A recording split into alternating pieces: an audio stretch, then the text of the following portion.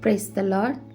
இன்றைக்கு அப்போஸ்தலனாகிய பவுல் ரோமருக்கு எழுதின நிருபம் 8ஆம் அதிகாரம் 36ஆம் வசனம் வாசிக்கப் போகிறோம்.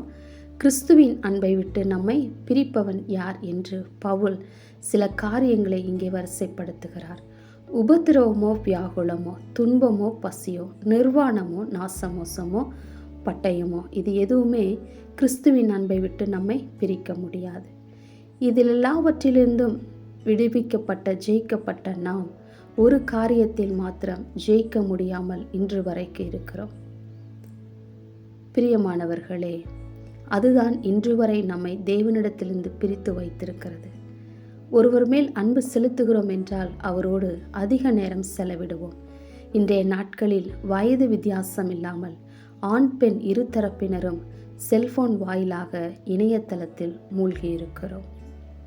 அது இந்த செயலி இன்றைக்கு தங்களின் நேரத்தையும் அன்பையும் வேறிடத்தில் செலவிட்டு அநேக குடும்பங்களும் வாலிப பிள்ளைகளும் சீரழிந்து கொண்டிருக்கிறார்கள்.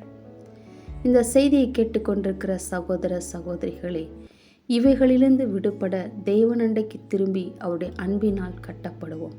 கிறிஸ்துவின் அன்புக்கு திரும்பும் போது அவரை விட்டு நம்மை பிரிக்கிற அநேக காரியங்களிலிருந்து நாம் ஜெயம் பெற தேவனின் அன்பு நமக்கு உதவி செய்யும். எசப்பா, உம்முடைய அன்பின் கயிறுகளால் எங்களை கட்டி இழுத்துக்கொள்ளும். ஆமென்.